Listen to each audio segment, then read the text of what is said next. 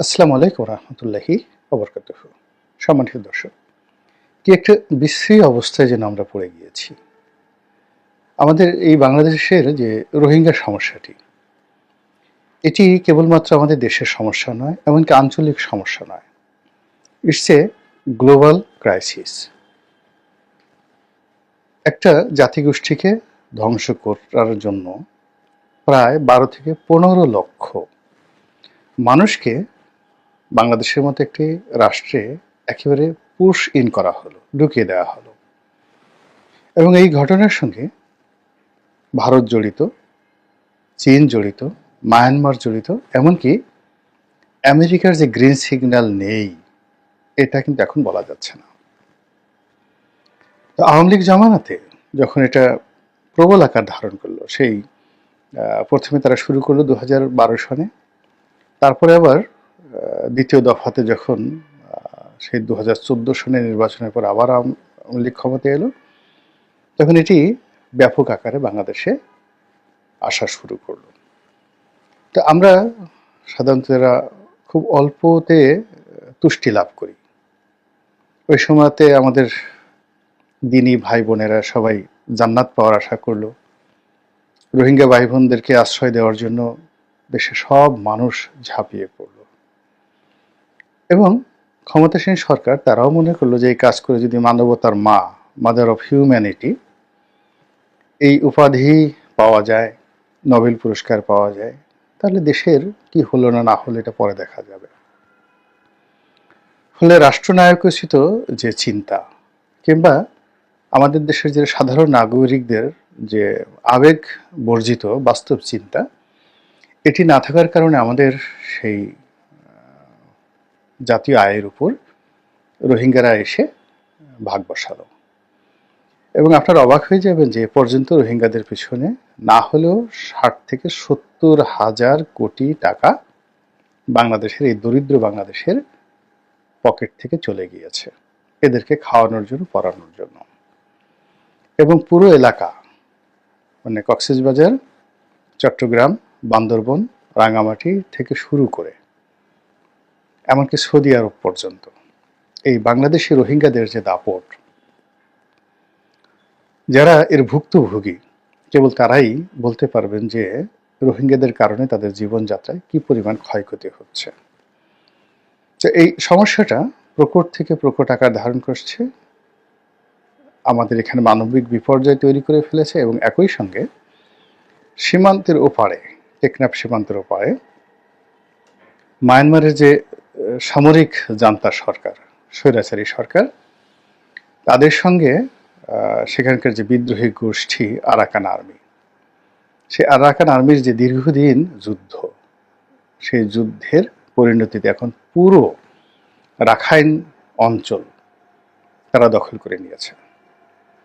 এবং আমাদের সবচেয়ে বড়, আওয়ামী লীগ সরকারের সবচেয়ে বড় কূটনৈতিক যে বিপর্যয়, সেটি হলো যে এই আরাকান আর্মি, এই আরাকান আর্মিকে যদি আমাদের যারা সামরিক বিশেষজ্ঞ ছিলেন তাদের পরামর্শ মতো আরও 1 থেকে 1.5 বছর আগের থেকে এদেরকে সাহায্য করা হতো, সহযোগিতা করা হতো, তাহলে এই রোহিঙ্গা সমস্যাটি এখন আমরা সমাধান করতে পারতাম। কিন্তু আমরা ওই সময়টাতে আরাকান আর্মির সাথে কোনো যোগাযোগ রক্ষা করিনি। রক্ষা না করার কারণে বাংলাদেশ সম্পর্কে তাদের ধারণা ভালো নয়। আবার অন্যদিকে মায়ানমারের যে সামরিক জান্তা, তাদের সঙ্গে আমরা এখনও সম্পর্ক রাখার চেষ্টা করছি। ফলে এই সাম্প্রতিক সময়টিতে প্রায় 230 কিলোমিটারের মতো যে সীমান্ত রয়েছে মায়ানমারের সঙ্গে, পুরোটাই এই সীমান্ত এখন আরাকান আর্মির দখলে। এবং সেই যে রাখাইনদের যে রাজধানী মংডু, বা প্রধানতম শহর যে মংডু, এই শহর তারা দখল করে নিয়ে তারা সেখানে যে রাজত্ব কায়েম করেছে, সেই রাজত্ব বাংলাদেশের জন্য সুখকর নয়। ইতিমধ্যে সেন্ট মার্টিনের সঙ্গে যে আমাদের যোগাযোগের প্রধানতম মাধ্যম যে নাফ নদী, এই নাফ নদীর উপর আরাকান আর্মির দখল এতটা শক্তিশালী তারা প্রতিষ্ঠা করেছে যে ওখানে বাংলাদেশি কোনো জেলের নৌকা, ট্রলার, এমনকি কোনো সরকারি যানবাহনও চলাচল করা যাচ্ছে না, চলাচল করতে পারছে না। আমরা দেখতে পাচ্ছি যে আমাদের নৌবাহিনীর বা কোস্টগার্ডের যে বাহনগুলো তারা টহল দিচ্ছে বটে, কিন্তু এই অবস্থার মধ্যে সেন্ট মার্টিনের সঙ্গে আমাদের যে যোগাযোগ, সেই যোগাযোগটা মারাত্মক হুমকির মধ্যে পড়েছে। এখন এই আরাকান আর্মির উপর চীনের একটা নিদারুণ যাকে বলা হয় কর্তৃত্ব রয়েছে, এবং বাংলাদেশ নিয়ে এখন একদিকে ভারত আর একদিকে চীন যেভাবে খেলছে, সেখানে যদি চীন কোনো মতে বিগড়ে যায় এবং তারা যদি আরাকান আর্মিকে সে বিদ্রোহী গোষ্ঠী বাংলাদেশের বিরুদ্ধে লেলিয়ে দেয়, এটি কত বড় একটা বিপদ এবং বিপত্তি হতে পারে এটি কল্পনা করা যাচ্ছে না। তো আরাকান আর্মিদের সঙ্গে বাংলাদেশের সম্পর্ক এটা এখানে একটা ত্রিশঙ্কু বা ত্রিমাত্রিক বিরোধ তৈরি করেছে। এই আর্মি বাংলাদেশের কাছে যখন সাহায্য চেয়েছিল, আমরা সে সাহায্য দেইনি। আর বাংলাদেশে যে সকল রোহিঙ্গা আশ্রয় নিয়েছে তাদের একটা বিরাট অংশ এই আরাকান আর্মিদের বিরুদ্ধে মায়ানমারের যে সামরিক জান্তা তাদের পক্ষ অবলম্বন করে এই বাংলাদেশ থেকে তৎপরতা চালিয়েছে, এবং এদের আত্মীয় স্বজন যারা ছিল সেই রাখাইনে, সেখানে তারা এই আরাকান আর্মির সাথে ফাইট করেছে। তো কাজেই আরাকান আর্মি যদি সীমান্তের এপারে, আপনাদের এপারে, রাখাইন রাজ্যের এপারে রোহিঙ্গাদের কথা চিন্তা করেন, বাংলাদেশে আশ্রয়, তারা তাদেরকে শত্রু মনে করছে। দ্বিতীয়ত, বাংলাদেশের সঙ্গে তাদের এখনো পর্যন্ত কোনো কূটনৈতিক সম্পর্ক এভাবে স্থাপিত হয়নি, ফ্রেন্ডশিপ হয়নি। তৃতীয়ত, ভারতের সঙ্গে তাদের দা কুমড়ার সম্পর্ক। এখন এই তিনটে সম্পর্ক এখানে রাখেন। অন্যদিকে বাংলাদেশের অন্যান্য সীমান্তে একটা যুদ্ধ রব শুরু হয়ে গেছে, এবং ভারতের যে প্রচার মাধ্যম, এই প্রচার মাধ্যম বাংলাদেশের সঙ্গে ভারতের যে কূটনৈতিক সম্পর্ক, এই কূটনৈতিক সম্পর্কটাকে একেবারে রীতিমতো তলানিতে নিয়ে এসেছে। সীমান্তে যে কি হচ্ছে এটির বাস্তব চিত্র আমরা জানি না। এর কারণ হলো আমাদের মিডিয়াগুলো, বাংলাদেশের যে মিডিয়াগুলো, এটার কোনো সচিত্র প্রতিবেদন তারা প্রকাশ করছে না। আর আমাদের সামাজিক মাধ্যমে আমরা যারা কন্টেন্ট ক্রিয়েট করি, তাদের মধ্যে এমন কেউ নেই যারা এই সীমান্তের এই বিষয়গুলো নিয়ে ড্রোন উড়িয়ে আসলে ও পাশে কি হচ্ছে, এ পাশে কি হচ্ছে, এরকম যাকে বলা হয় ইউটিউব জার্নালিজম যেটাকে বলা হয়, ওটা আমরা কেউ করছি না বাংলাদেশে। তো কাজেই আমরা সীমান্তে বাংলাদেশ সেনাবাহিনীর যাকে বলা হয় প্রস্তুতি কেমন এটা আমরা জানি না। আবার ভারতীয় সেনাবাহিনীর যে অবস্থা কি, এটা ভারতের যারা কর্তৃপক্ষ তারা কিন্তু কোনো কথা বলছে না। নরেন্দ্র মোদী সাহেব কোনো কিছুই বলছেন না, বরং আকার ইঙ্গিতে বিভিন্নভাবে তারা যে সকল কর্মকাণ্ড করে যাচ্ছেন তাতে স্পষ্টতই মনে হয় বাংলাদেশের সঙ্গে তারা একটা কনফ্রন্টেশনে যাওয়ার জন্য প্রস্তুতি নিচ্ছেন।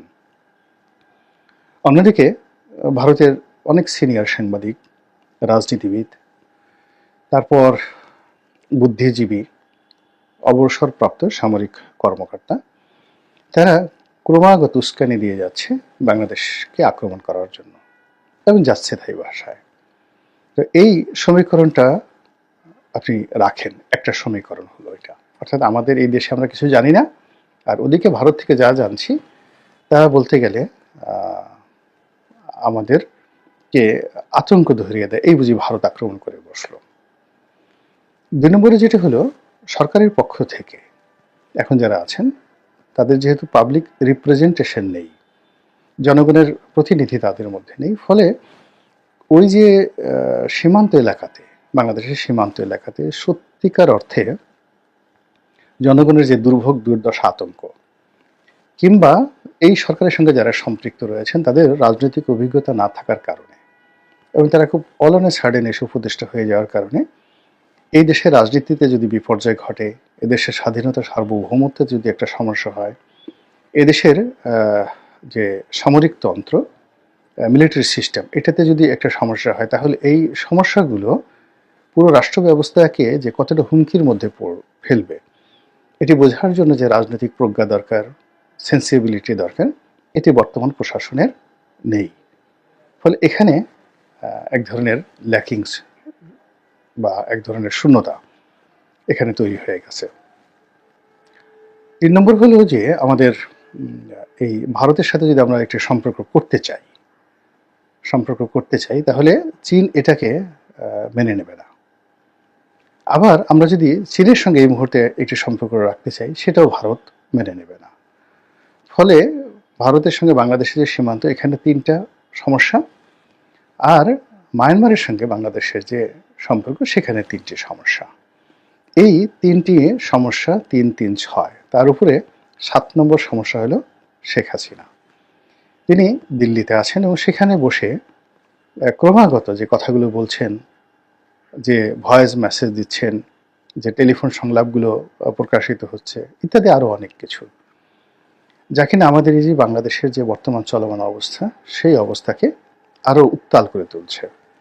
আওয়ামী লীগের যারা লোকজন আছে তাদের মধ্যে কোনো রকম অনুশোচনার লক্ষণ নেই এবং শেখ হাসিনা অনেকটা আত্মবিশ্বাস, এত বেশি আত্মবিশ্বাস তিনি দেখাচ্ছেন ইদানিংকালে, যেটি তিনি যখন প্রধানমন্ত্রী পদে ছিলেন তখনও তার এই আত্মবিশ্বাস ছিল না। এবং তার মধ্যে যে অহংকার, তার মধ্যে যে ক্রোধ দেখা যাচ্ছে, এটি যারা আওয়ামী বিরোধী শক্তি বাংলাদেশে সঙ্গত কারণেই তাদের মধ্যে একটা আতঙ্ক তৈরি করে ফেলেছে। এই যে 7 নম্বর সমস্যার পরে আমাদের এই দেশে এখন রাজনৈতিক যারা নেতৃবৃন্দ, তারা প্রথম দিকে ভারতের সঙ্গে একটা বন্ধুত্ব করার চেষ্টা করেছিলেন। জামাতেও নরম সুরে কথা বলেছিল, বিএনপি বলেছিল, কিন্তু এখন এটি বুমেরাং হয়ে গেছে। পাকিস্তানের প্রভাব স্পষ্টতই বাংলাদেশে এখন আছে, এক্ষেত্রে কোনো রাগঢাক করার কিছুই নেই। আর চীনের যে প্রভাব তাও আমরা বুঝতে পারছি। এর কারণ হলো যে এখানে বিএনপি নেতা রুহুল কবির রিজভী সাহেব, তিনি যেভাবে ভারতের বিরুদ্ধে বিষোদ্গার করছেন, ভারতের শাড়ি পোড়াচ্ছেন এবং যেভাবে বিএনপি একেবারে সদল বলে সেই লং মার্চ করলো ভারতের বিরুদ্ধে, আগ্রাসনের বিরুদ্ধে, এটির ফলে কি হচ্ছে, বর্তমান ইউনিট সরকার এবং চলমান যে রাজনৈতিক দলগুলো, এই রাজনৈতিক দলগুলো অ্যাবসলিউটলি 2 ভাগে বিভক্ত হয়ে গেল। আওয়ামী লীগ এবং তার সঙ্গে যে সকল 14 দলীয় শরিক জোটের নেতৃবৃন্দ আছেন তারা ভারত, আমেরিকা এই বলয়ে চলে গেল। এখন ভারত ভবিষ্যতে টিকবে কি টিকবে না, পারবে কি পারবে না, এর উপরে বাকি রাজনৈতিক দলগুলোর অস্তিত্ব ভবিষ্যৎ নির্ভর করবে। এবং তারা ক্ষমতা এমন একটা জিনিস, সেটা অর্জন করার জন্য যত নিচে নামা দরকার, বাংলাদেশের যত 12টা বাজুক, কিন্তু তাদের ক্ষমতার মতো সোনার হরিণ তাদের চাই। এই থিওরিতে তারা যে অনবরত যুদ্ধ, লড়াই, সংগ্রাম, আন্দোলন, বিপ্লব যা কিছু আছে সব কিছু তারা করে যাবে, ভারত এবং তাদের সহযোগী রাজনৈতিক দলগুলো। দ্বিতীয় যে গ্রুপটি এই মুহূর্তে ক্ষমতায় আছে, তো তারা যেহেতু চীনের মুখাপেক্ষী, তারা যেহেতু পাকিস্তানের মুখাপেক্ষী হয়ে গিয়েছে এবং চীন এবং পাকিস্তানের যে সম্মিলিত কূটনীতি, মিলিটারি স্ট্র্যাটেজি, তারপরে তাদের অর্থনৈতিক পরিকল্পনা এবং ভৌগোলিক জিওপলিটিক্স যেটিকে বলা হয় ভূ রাজনীতি, এই জিনিসগুলো এখন বাংলাদেশে ক্রমশ প্রতিষ্ঠিত করার চেষ্টা করা হচ্ছে। কিন্তু সমস্যাটা হলো যে ভারত যেহেতু সেই 50-এর দশক থেকে, নেহরুর জমানা থেকেই এই বাংলাদেশের প্রতিটি স্তরে স্তরে তাদের এজেন্ট তারা মনোনীত করেছে, তাদের খুঁটি তারা গেড়েছে এবং এখানের যত তথ্যপাত্র সব কিছু তাদের কাছে একেবারে হালনাগাদ রয়েছে। এবং প্রশাসন থেকে শুরু করে সমাজের সব স্তরে ভারতের যে সকল এজেন্ট রয়েছে তাদের দ্বারা যে কোনো অনার সৃষ্টি তারা ঘটিয়ে দিতে পারে। সেক্ষেত্রে চীন এবং পাকিস্তান অনেক অনেক দুর্বল। আর তারা যে রাজনৈতিক দলগুলোকে বন্ধু হিসেবে বেছে নিয়েছে, চীন এবং পাকিস্তান, অর্থাৎ জামাত এবং বিএনপি, অথবা ছোট ছোট যে রাজনৈতিক দলগুলো রয়েছেন, তারা এই গত 15 বছর 20 বছর ধরে ক্রমাগত জুলুম অত্যাচারের কারণে তাদের অনেকের মানসিক যে সক্ষমতা এটি হ্রাস পেয়েছে। তারপরে অনেকের যে চিন্তার শক্তি এটি বিকশিত হওয়ার মতো সুযোগ তারা এখনো পায়নি। এরপরে নেতৃত্ব দেওয়ার জন্য যে সৎ সাহস, ঝুঁকি নেওয়ার জন্য যে যাকে বলা হয় ঝুঁকি নেওয়ার জন্য যে যোগ্যতা দরকার মানব শরীরে, এটি সঙ্গত কারণেই এই 15 বছর কন্টিনিউয়াসলি একজন মানুষ বা একটা পরিবার বা একটা গোষ্ঠী, তারা যদি 15 বছর 20 বছর ক্রমাগতভাবে অপ্রেসড হতে থাকে, রাতারাতি এসে তারা কোনো কিছুই করতে পারবে না। রাষ্ট্র পরিচালনা, যুদ্ধ করা, পালিয়ে থাকা, লড়াই করা, সংগ্রাম করা আলাদা জিনিস। এখন বিষয়টা হলো রাষ্ট্র পরিচালনার। এখন যারাই আসছে তারা রাষ্ট্র পরিচালনা করার জন্য যে কূটনীতি দরকার,